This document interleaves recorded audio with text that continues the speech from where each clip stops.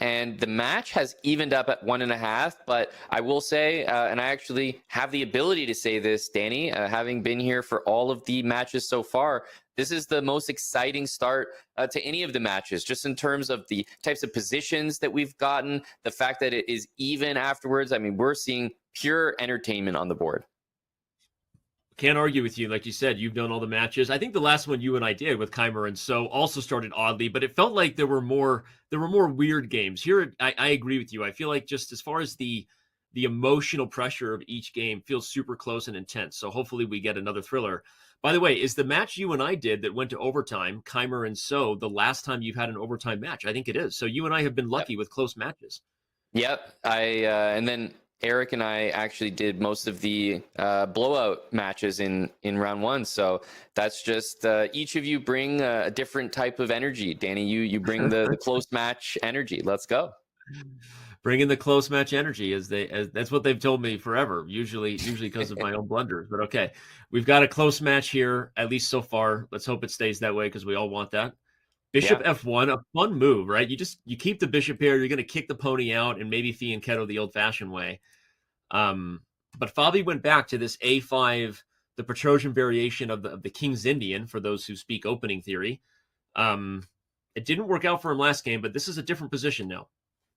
Yeah, and sometimes when you play G3, you do get knight H5. But at times, it becomes tempting to play moves like G5 and just leave the knight on F4. The thing about that is it's usually a little bit more tempting when the king is already castled. And we see G3A4. So this, I don't know if I want to say this is prep, but absolutely a familiar idea for King's Indian players to leave this knight on the F4 square. And there's so many ways you can do that. What a fun idea, and I love that Fabi played it so fast. I practically lost my breath.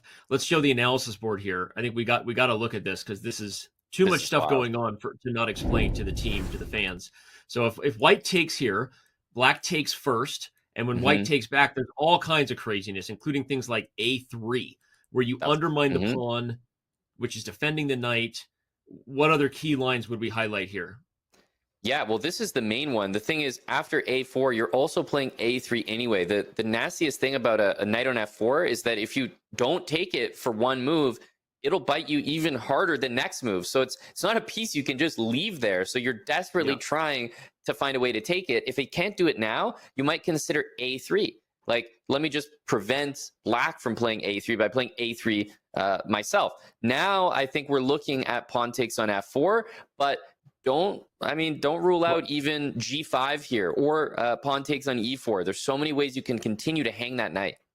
Well, you called it, A3 was played, but now, as you said, the knight can bite. You actually willingly sacrifice it if you're Fabi, just to trap the dark square bishop. Every move I'm playing is actually on the board, boys and girls. This is a weird sacrifice of a pawn for black that gives you a very dominant knight on the dark square and a long-term advantage of a dark square bishop that white lacks. So this is a pawn sacrifice for long-term compensation by Caruana.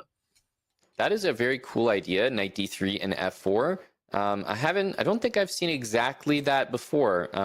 So that was really neat to see. But that being said, the bishop on C2 compared to the knight on C5, I always find that to be that ideal square.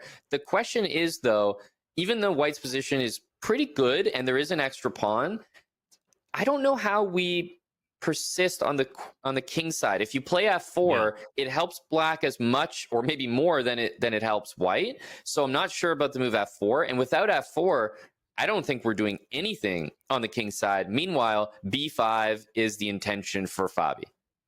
Which is why white played queen to E2, everybody, to defend that square. And I love what you highlighted, because this is one of those very deceptive positions, everyone. The computer says white has an edge, and the computer really likes the pawn and the space. So that's what it's sort of evaluating. But the long-term factors really favor black, because this bishop has no white counterpart to challenge it. And that means, as Aman said, like, if you make any advancing moves, you often actually make black's position better. So with compensation here, I think that we're in for another very close game. Absolutely. And we talk about the dynamic start to this match. This is another remarkably interesting position with a ton of imbalances in terms of the actual material. pawn advantage for Prague, but also the minor pieces, the bishop pair and the control of the dark squares for Fabi. One thing that you can also consider for black in the future is the move h4 to try to encourage white to maybe play g4 or even to capture, which would really weaken the dark squares in the position. If you don't play h4, maybe white will play h4 themselves. Just play h4 to stop that idea, and then perhaps h4 f3 for white to really close things down. But as much as the engine is saying, yeah, white's slightly better, I really struggle to find that active idea. In the long term, I maybe would target the a4 pawn, but I'm struggling a little bit to find white's play. Yeah, and by the way, so is Prague. He's now been thinking for more than a minute, and he's down about a minute on the clock. So, yes, white is up a pawn. Oh my gosh, he plays g4 willingly. Computer doesn't like it, neither do I. That is just inviting hell on the dark squares long term. You heard me, Danny. I was trying to work to get white to play g4, and then I see it on the board here. So I'm with you. This does not look good, but let me tell you, Prague knows that it doesn't look good. So if he's playing it, that's desperation, and that's just the practical element that the computer is never going to be able to evaluate properly. It was tough to play. You don't want to play without a plan. So he said, a bad plan is better than no plan. Yeah, and maybe he's just accepted that he doesn't like his position, like you said. Bad plan, better than no plan. If he's worse, maybe he can lock it up on the light squares and kind of hold. But it doesn't feel good. I mean, black can play queen f7 here first and try to gain a tempo. You could play h4, which is, I think h4 is like the natural human response, but maybe queen f7 is slightly more accurate. I don't know. Yeah, it's also not clear to me that even the open G file, it's not clear that white's the one that gets to use it. Because black can play king h7 and rook g8 just as easily. And yeah, like I said, it's not like black's king is in any danger. I don't feel that at all. It's a good point. You just made me realize something I was forgetting. The queen is actually protecting h5. So black could have even played king h7 there as well and prepared. But okay, we get something similar to what we talked about. Black bringing a battery down the f file.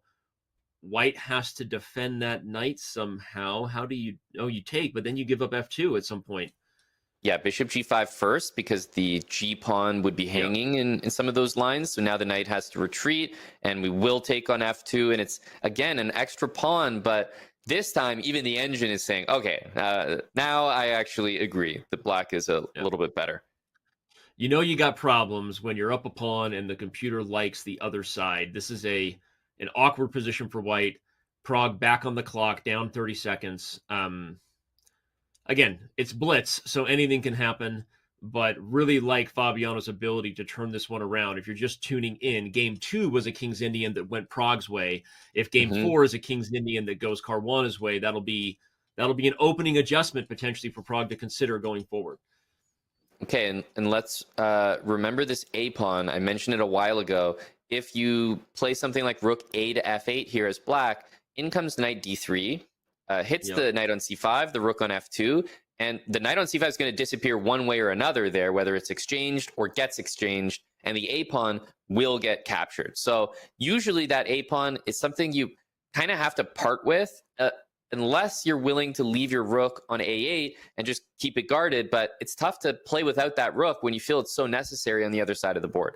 I was just going to say, but maybe in the meantime, you can try to get rid of the white knight before you commit. I just love this move, bishop e3. I wanted to highlight it because you threatened to take here and double the pawns, which not only ruins white's queenside structure, but also defends this a4 pawn. So bishop e3, a great move, I think, from Caruana. Computer says that white has to find knight d3 now. Yep.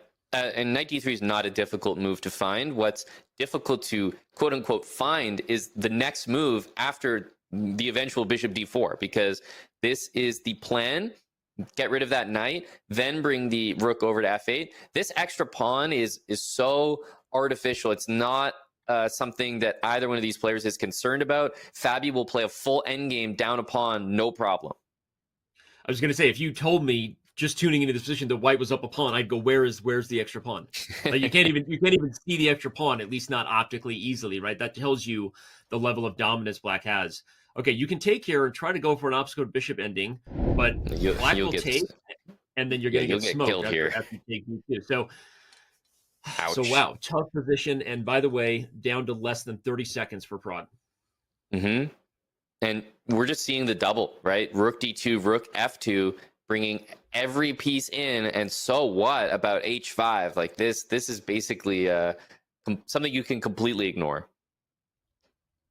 Yeah, if the other rook gets to f2, it's lights out. I think knight. Oh, he doesn't find knight d1. I was going to say, I think knight d1 is rook h2 now. Yeah, rook what a h2 and rook move. f2. You gain a tempo on the h pawn. Oh man, it's getting ugly. You could even just play g5 here and say, "Where's your move?" Maybe take on c3 too, but looks like another frozen position ahead for Pragg, and he does play g5. Yep, this is really tough. Bishop e3 is going to win the game in a lot of cases. So the rook on g3 is a little bit tied down. And even here, no pieces can move. If you capture this knight on b5, basically everything's frozen. However, then you start to wonder, okay, how do I break through exactly? I would start moving the king. Yeah, you got to move the king. But like you said, we have a frozen position. The bishop can't move because of mates. The rook can't move because it has to guard the bishop. If this rook moves off the third rank, everybody, bishop e3 is lights out. We've So seen just this, highlighting. Oh, yeah, we saw it last game. Oh my God, Pragg just resigned. He didn't move.